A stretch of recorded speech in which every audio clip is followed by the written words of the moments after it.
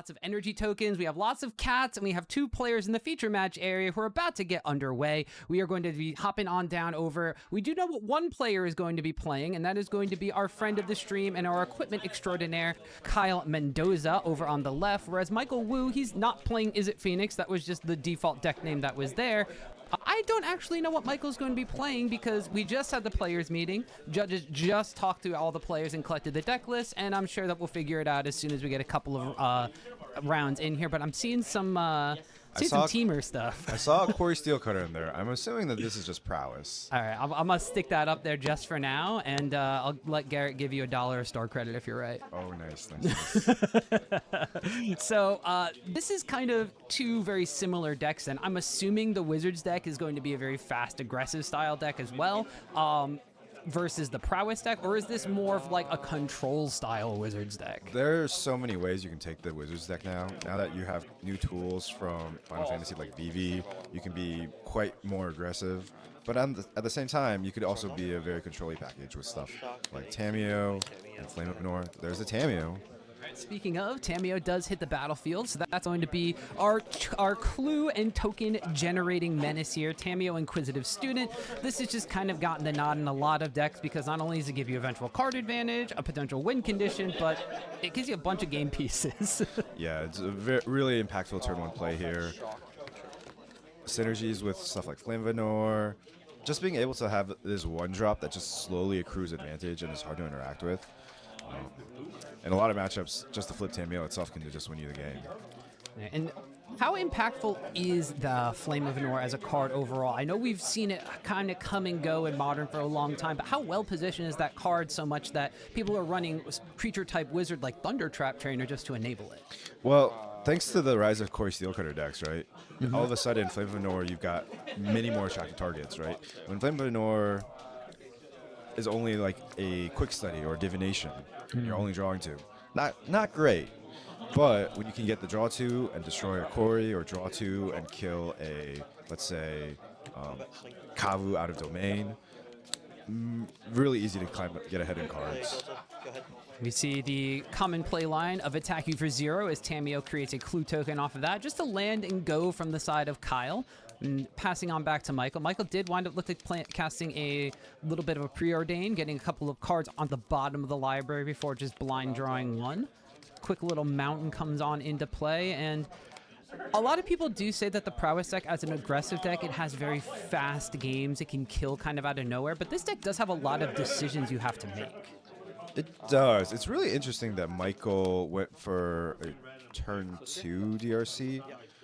It looked like Michael was prioritizing Preordain on turn 1, which is kind of interesting.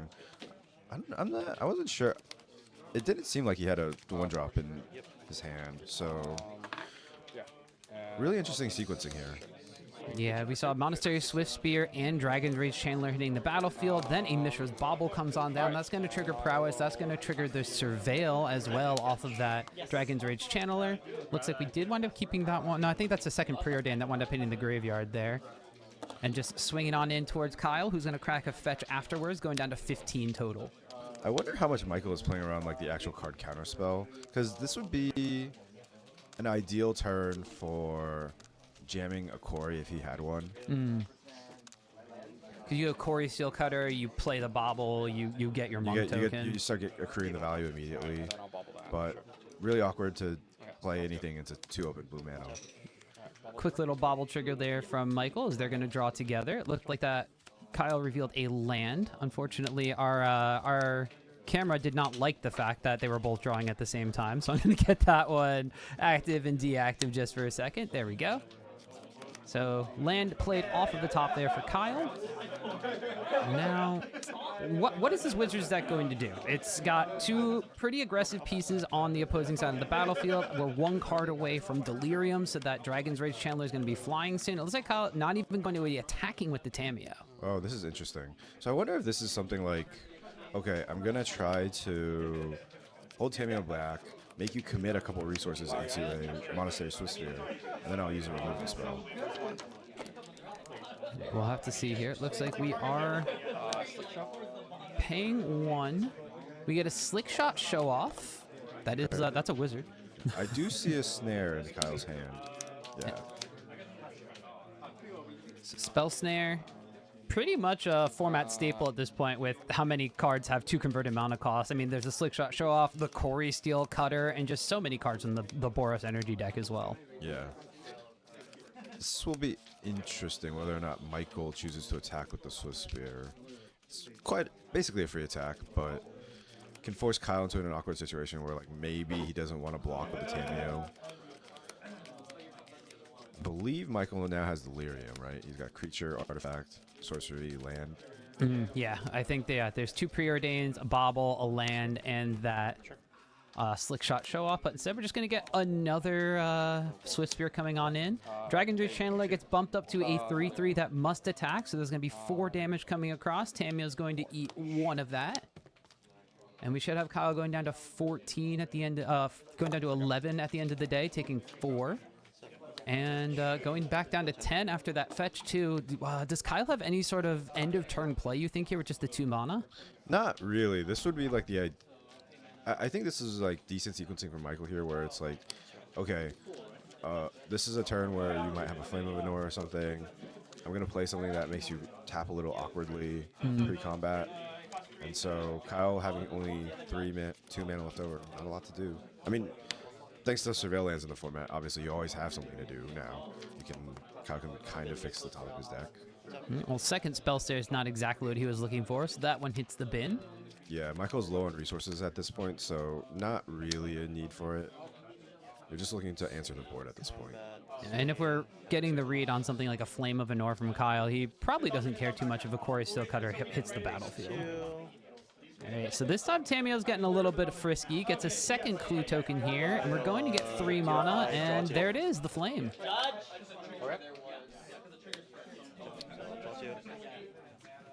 Yeah, Tamiyo will draw 2. That'll be the 3rd card Kyle's drawn this turn. Tamiyo will flip. You get to uptick, which sort of invalidates those Swift Spears. Not entirely, but... Close enough. Yeah. So we'll pull up the flip side to Tamiyo Inquisitive Student as soon as Scryfall lets us. Flipping on over into a Seasoned Scholar, a student no longer is going to say until your next turn, whenever a creature attacks you or a planeswalker you control gets -1, -0 till end of turn. So like you said, Matt, basically negating these Monastery Swift Spears with Michael only on 2, maybe 3 cards in hand maximum. If there's any number of lands or creatures in there, those Swift Spears are not dealing any damage at all. Yeah, there is a chance that Kyle could just die this turn. I don't know how many Violent Urges Michael plays in his deck, but if Michael had, say, Violent Urge and not a Monstrous Rage, the Mutagenic Growth, Kyle could be just dead. Violent Urge is basically, because this deck wants to hit Delirium in general, Violent Urge is sort of like Teamer Battle Rage, but with Delirium. Giving things double strike as long as you have Delirium, but it does give it +1/+0 on top of that. So, doing that on like a Slick Shot Show Off, it's +3/+0 double strike, which is massive. Yeah, lots of damage. It's just a preordain, it looks like there from Michael, though. Trying to sculpt the hand does kind of signify doesn't have a ton of things, but we are going to wind up seeing a Mishra's Bauble hit the battlefield, so there's 2 Prowess triggers, thanks to our nice little Prowess token tracker. Oh, we are going to get Spike here. Oh, sorry, not Spike. Dart. Lava Dart. Oh, wait, is Kyle just dead? So Michael has 4 spells. Dart, Flashback Dart, Preordain, Bauble. That's 4 spells. That's 8 damage from the Swift Spears, and then 2 from the darts. 2 from the dart. Yeah. Yep, that's gonna be it. All right. So you were saying, even though we flipped the Tamiyo, Kyle might just be dead here, and it didn't even take a Violent Urge. It just took a Lava Dart and a Mishra's Bauble. Yeah. I mean, that's the power of the Prowess decks, right? Like your preordains +2 damage, your Bauble +2 damage. It's like when your cantrips deal damage, it's a pretty powerful spot to be in. Yeah, and when you have all of these creatures that just wind up having that Prowess trigger to kind of stack those up, you can see why this deck is kind of the de facto version of like the burn red aggro style deck in Modern. Yeah, and it's so awkward for Kyle because the Prowess decks, especially with the Swift Spears, normally when you think about like a blue-red control deck, you think about Lightning Bolt, damage-based removal. Against Swift Spear, it's so risky to go for that, right? Like if Kyle has a Lightning Bolt on a Swift Spear, and Michael just has the Mutagenic Growth, ooh, you wasted your removal spell and you're taking more damage. Specifically mutagenic growth too, because that is just kind of the staple of like the kind of like modern special, right? Your opponent's tapped out, they don't look like they have any interaction whatsoever. You go for a play, and then they play their Phyrexian Monocost spell or their free spell, and Yeah, they're kind of blow you out. Yeah, like if Michael just had like another lava dart in the graveyard or something, it's really powerful. Yeah, all right, so now we're moving on over to sideboard. So let's talk about what Kyle may potentially have. Like you said, it's like a more of a blue-red control style of deck. We're used to seeing counter magic, burn base removal. Are there any specific things that Kyle can kind of put in that may slow down the Prowess deck? Hard to say, right? Like you can make your deck slightly more efficient at answering stuff. Like for instance, instead of playing Counterspell, you can play Mystical Dispute because you can counter the Preordains, you can counter the Expressive Iterations. But at the same time, there's not a lot of like haymakers out of blue-red, right? What cards shut down Prowess? Well, it's stuff like Deafening Silence, High Noon. Don't really have access to those in Izzet Wizards. Yeah. So some of the interesting play lines too are like sometimes Michael doesn't even care if one of his spells gets countered. It's just all about that cast trigger. Yeah, it's like if you already have a Corey Steelcutter in play, and you counter something, you counter like an EI. Yeah, Michael's a little sad that you can't resolve an EI. But if it's the second spell in the turn, Michael's already accruing value from the Corey Steelcutter token. Now, from the Prowess side of things, Michael basically won with a couple of 1-2s and a couple of just spells. He didn't really do anything besides one Lava Dart was the only real burn spell that he wanted to play in that game. So what is Michael looking to do in game number 2? On the draw again, I think Kyle was on the play in game number 1 as well, but what does the Prowess deck want to do in the face of this kind of more counterspell, burn-heavy style of deck? It really depends on how Michael wants to approach the matchup. So something like Lava Dart that we saw, it killed Kyle because it was 2 spells in 1 card, but at the same time, Lava Dart doesn't really do much in the matchup. Basically the 2 damage itself is a really bad shock. But so you could potentially see something like Spell Pierces, a little bit of more stack interaction come out of Michael. But at the same time, if you go that route, you're no longer as aggressive. You can't trigger your Swift Spheres as well. You know, there's a little bit of trade-off there. Depends on how Michael wants to approach it. All right, looks like this time around it's Kyle that's shocking in for a Preordain on turn number 1. Gonna see if he can set up his hand. Last time he had a Tamiyo early on, but the 0-3 still wasn't quite enough to hold off the Prowess onslaught. We'll see if Michael has a faster start than last time. Looks like it's just gonna be a Mishra's Bauble on turn 1, signifying that there's no 1-drop to follow. And bobbles himself because of that fetch land too. Yeah, this could be something like either Michael has too many lands or not, or has a 1-lander and is just trying to fix his draw to try to get that land. Well, we got the Thundering Falls, so that's going to be a quick little surveil here from Michael. So the Prowess deck on turn number 1, it still played a spell though, played a 0-drop, and it is going to be able to fix the top of its library with that surveil. Yeah, ideally, you know, the Prowess deck wants to get on the board with the turn 1 creature, but you know, last game Michael didn't have the turn 1 creature, but it was still okay. So as long as like your turns 2 and 3 can line up well enough, it should be okay. And it also looked like Kyle kept a Thundertrap trainer on top of his deck, so Kyle's probably tapping out on his turn. So Michael has free reign on turn 2 to do whatever. All right, Michael did kind of go into tank for a second, but decided to leave the card on top. Okay. Kyle being kind here. Forgets the bobble draw. Yeah, so when you're playing at Comp REO, once you move to the draw phase, technically it's a mistrigger at that point. Yeah, because bobble is on upkeep, right? Yeah. We are going to see that Thundertrap trainer hit the battlefield though. Just for its regular cost, a little Augur of Bolas action going on. Brotherhood's End was the card that Kyle reveals off the top, so I guess he did bring in some of that damage base removal. Yeah, it's a Pyroclasm type effect. A little awkward here because oftentimes the Prowess creatures can outsize the Brotherhood's End by casting a couple spells in response. All right, we get Swift Spear, we get a Preordain. That's a 2-3 currently. But yeah, like you were saying, Matt, this is going to be a situation where does Kyle find the right time to pull the trigger on this Brotherhood's end, and does it force Michael to play a little more defensive, or is Michael just going to be sitting there with like that mutagenic growth in hand and be the one that is baiting out that sweeper? Yeah, because I saw Michael has an option to keep a Swift Spear on top of this Preordain here. It's interesting because like obviously Swift Spear really good at dodging damage-based removal, but if you're committing a bunch of creatures to the board, you're kind of playing into the Brotherhood's end. Right, so Kyle is just going to take the 2 damage from the Swift Spear. Didn't fancy trading off his Thunder Trap Trainer. Most importantly, the Thunder Trap Trainer is a wizard, so that will enable the multiple modes of Flame of Anor. And Kyle's just going to play Fetch Land Pass. Representing counter spells, representing removal, representing Flame of Anor. The most annoying thing blue decks can do is just go. Yeah. Okay, EI. That's pretty good. Okay. Ooh, very efficient counter magic there. Spell Pierce coming in, probably sideboard card, but Expressive Iteration is going to wind up hitting the bin just for that 1 mana. And that does still keep up, like you said, counter spell or something like that for a follow-up play. Yeah, this is just... Okay. Interesting. Yeah, Kyle deciding that the time to trade in the Thunder Trap Trainer is now. Not last turn, just now. I'm surprised Kyle is just trading in the Thunder Trap for 2 damage. Bro. Maybe Kyle is planning to Brotherhood's end this turn. That might be a little risky with mana available. I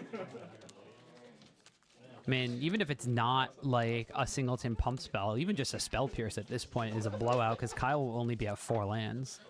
If that happens, it's not actually the worst thing in the world, just because Michael currently only has 1 creature on the board, so it's not like if Michael had, say, a Slick Shot and a Swift Spear on the board, and you got your Brotherhoods uncountered, you run a much greater risk of dying on the backswing. Here, like, yeah, Kyle's at a healthy enough life total that if it does get countered, I take maybe like another 4. I take 4 damage. I'm still alive. I live to fight another day. So do you even pull the trigger on the Brotherhood's end then if it's only 1 creature? Are you... If Michael responds to that, then I guess you're kind of assuming that that's the only creature Michael has. It's really awkward because it's like, if you had anything, if you weren't planning on casting the Brotherhood's end, it makes so much more sense to just keep the Wizard in play in case you draw a Flame of Anor, in case you... Oh, we're delving. Oh, Murktide. Murktide. That's not a wizard. Maybe Kyle was doing the graveyard map there. All right, so yeah, that's a good reason to get that Thunder Trap Trainer in the yard. So that's going to be a 5/5 Murktide Regent hitting the battlefield. Biggest thing on the board for now, and definitely something that the Prowess deck is going to have a harder time dealing with, especially if Delirium's on the table and Michael has something like the Dragon Rage Channeler that has to attack into this dragon. Yeah, this is a question of whether or not Michael... a matchup familiarity question for Michael, because Prowess does have access to really efficient removal like Unholy Heat, but what are the chances Michael has Unholy Heat in his deck post board? That's a great question. Well, there it is. All right. I'm going to say 100%. Yeah, there you go. Delirium-based removal spell kind of fell out of favor for a very long time, but now that you're running things like Violent Urge, this definitely comes back as like a premium piece of removal. Yeah. All right. Does Michael have Delirium? Judge. Yeah, go ahead. Oh. So we did not have Delirium. Oh, it looked like Michael might not have had Delirium. Yes. We have land, we have sorcery, we have artifacts. Okay. Does that mean we had a We untapped and I drew. Yeah, so we had a untapped bobble, Delirium, we had I think we only had 3 Expressive types. I don't think Michael has cast an instant this game. Delirium, we passed draw, and then I realized it was no Delirium. I thought there was an instant. That's my bad. Yeah. Okay, so essentially what has happened, we're in end step. You cast this, targeting Murktide. Got Judge Brandon walking through the ruling here. Have Delirium using a card.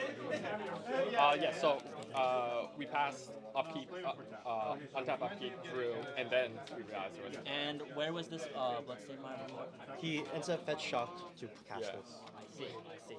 Okay. And what you're saying is that you do not have Delirium. He did not have Delirium. Okay. So this is what we're gonna do.